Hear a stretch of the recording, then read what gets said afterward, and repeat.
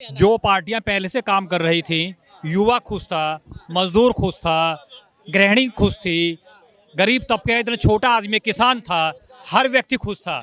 आज आप देखिए, हर जगह देखिए, ना ही रोजगार है, ना ही कुछ है। जो पढ़ा लिखा नौजवान है आज वो रोड पर घूम रहा है। देश का बुरा हाल है, पब्लिक कंगाल हो गई है, रास्ते में खड़ी है, महंगाई की मार से लोग झेल नहीं पा रहे।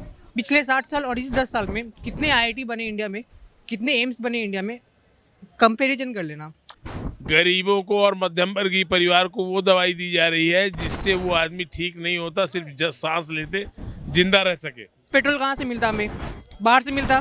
सारी चीज़ें पेट्रोल के आसपास घूमती है। जब पेट्रोल महंगा होगा तो चीज़ें महंगी होगी। जीएसटी अगर हटा दिया जाए तो आज भी पेट्रोल 40 से 45 रुपए हो जाएगा। राजा ही सर्वोपरि होता है, राजा के हाथ में सब कुछ होता है कि महंगाई का किस तरह से नियंत्रण कंट्रोल करना है। अगर राजा कुछ नहीं कर पा रहा है, उसको वहां से हट जाना चाहिए और दूसरे को मौका देना चाहिए जो कि पब्लिक के बारे में सोचे और महंगाई को कंट्रोल करके लाए। देश का बुरा हाल है, पब्लिक कंगाल हो गई है, रास्ते में खड़ी है, महंगाई की मार से लोग झेल नहीं पा रहे। इनकी आवाज, मेरी बात सुनिए, पूरी दुनिया नहीं, आप किस दुनिया में हो? आप जिस दुनिया में उसकी बात करो ना। अरे भाई बेटा तुम कहाँ हो? अरे हम सरकार कहाँ की बात कर रही? एक बात बताओ, पेट्रोल कहाँ से मिलता हमें? बाहर से मिलता। सारी चीज़ें पेट्रोल के आसपास घूमती है। जब पेट्रोल महंगा होगा तो चीज़ें महंगी होगी। जीएसटी अगर हटा दिया जाए तो आज भी पेट्रोल 40 से 45 रुपए हो जाएगा। बिल्कुल, मेरी बात सुन लीजिए, मेरी बात सुन लीजिए। आप खाने की चीजों में जीएसटी, पानी पीना है उसमें जीएसटी, मेडिसिन में जीएसटी। मेरी बात सुनिए, आज दवाइयों का आप दाम देखो, शुरू से आखिरी तक आज दवाइयों का आप दाम देखो। फ्री में जेनरिक दवाइयाँ, सस्ती दवाइयाँ किनको मिल रही है? गरीबों को और मध्यम वर्गीय परिवार को वो दवाई दी जा रही है जिससे वो आदमी ठीक नहीं होता, सिर्फ सांस लेते जिंदा रह सके।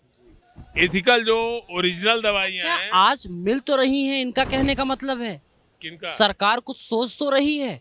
सरकार एक मिनट, सरकार ये सोचे एजुकेशन में, स्वास्थ्य में, आप शिक्षा और स्वास्थ्य में बल दीजिए जिससे जनजीवन सुरक्षित रहे। आप क्यों शिक्षा और स्वास्थ्य को नहीं सुधार रहे हो? आपको छूट देने की, अनुदान देने की जरूरत क्या है? आप प्रधानमंत्री आवास दे रहे हो, फ्री। मेरी बात सुनिए, आप 12,000 रुपए प्रोत्साहन राशि दे के शौचालय के लिए आप प्रेरित कर रहे हो। आप उनको ये कंपलसरी कर दीजिए, जैसे हर जगह नियम कानून है कि भाई आप ऐसा नहीं करोगे तो आपको शासकीय सुविधाओं का लाभ से वंचित होना पड़ेगा। आप सिस्टम बनाइए ना, आप सिस्टम को फॉलो करिए, एजुकेशन सही करिए, शिक्षा को सही करिए, स्वास्थ्य को सही करिए। अब आप गूगल पे सर्च करना, ठीक है? पिछले 60 साल और इस 10 साल में कितने आईआईटी बने इंडिया में, कितने एम्स बने इंडिया में, कंपैरिजन कर लेना। बात एक सेकेंड, आबादी कितनी बड़ी?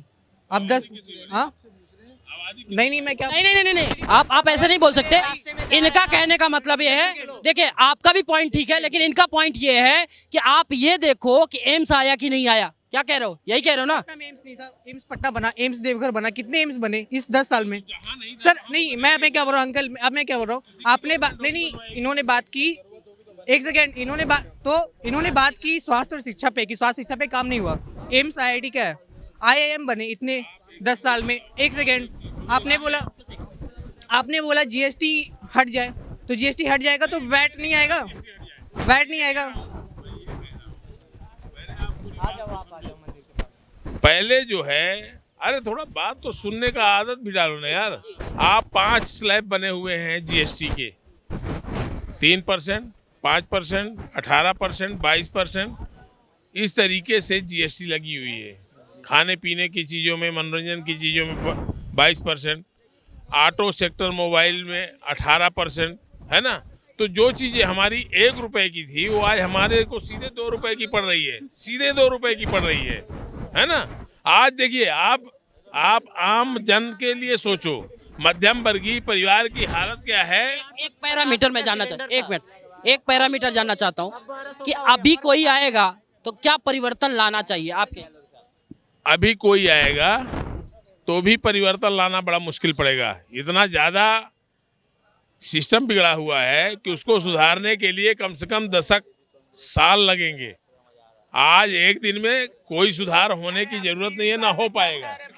उसको सुधारने के लिए समय लगेगा। 10 साल जो स्थिति समय है महंगाई की, अगर ये सुधार करना भी चाहें तो कम से कम 10 वर्ष लग जाएंगे सुधार करने में। किसको मौका देंगे भाई? 10 साल तो हो गया ना। जो पार्टियां पहले से काम कर रही थी, युवा खुश था, मजदूर खुश था, गृहिणी खुश थी, गरीब तबके इतना छोटा आदमी किसान था, हर व्यक्ति खुश था। आज आप देखिए हर जगह देखिए ना ही रोजगार है ना ही कुछ है। जो पढ़ा लिखा नौजवान है आज वो रोड पर घूम रहा है। आप नाखुश हैं? जी, समस्या है? समस्या बिल्कुल है। भोजन नहीं मिल रहा है, भोजन क्यों नहीं मिलेगा? खाना नहीं खा रहे हैं आप। क्यों? ये तो आरोप लगा रहे हैं कि आप भूखे हैं। कौन आरोप लगा रहे कह हैं? तो रहे हैं। तो सही कह रहे हैं, वो महंगाई इतनी नहीं होनी चाहिए। फिर आप कॉपी किताब खरीदने चले जाओ, महंगाई क्यों नहीं है? राजा ही सर्वोपरि होता है, राजा के हाथ में सब कुछ होता है कि महंगाई का किस तरह से नियंत्रण कंट्रोल करना है। अगर राजा कुछ नहीं कर पा रहा है उसको वहां से हट जाना चाहिए और दूसरे को मौका देना चाहिए जो कि पब्लिक के बारे में सोचे और महंगाई को कंट्रोल करके लाए। कहाँ के रहने वाले हैं? मैं दिल्ली से प्रॉपर दिल्ली का रहने वाला हूँ। तो दिल्ली में तो फ्री वाला ठीक चल रहा है। नहीं, फ्री भी ठीक नहीं है, फ्री भी ठीक नहीं है। दो सबको दो, फ्री मत दो। फ्री जो मिल रहा है, हमारे को अनाज मिल रहा है, चावल मिल रहा है, इससे जिंदगी व्यतीत हो जाएगी? नहीं होगी। जो हमारा युवा पढ़ा लिखा व्यक्ति घूम रहा है, फ्री कोई तो दिया, फ्री कोई तो दिया। क्यों दिया? इस पे राजनीति क्यों की जा रही है? और मन भटकाने के लिए की जा रही है, दिमाग को डिवाइड करने के लिए की जा रही है, जो कि पब्लिक जो सही रास्ते पे ट्रैक पे ना आ सके, इसके लिए किया जा रहा है। सर वही तो सत्ता में आ गया। सर सत्ता में क्यों आया? सत्ता में क्यों आया? जो हमारे भाई बंदे जो फ्री की चीज, कहीं फ्री में दे, कहीं महंगाई का बात तो वही हो रही है। कहीं सस्ता हो गया, कहीं महंगाई हो गई। The Front News. Please subscribe and press the bell icon.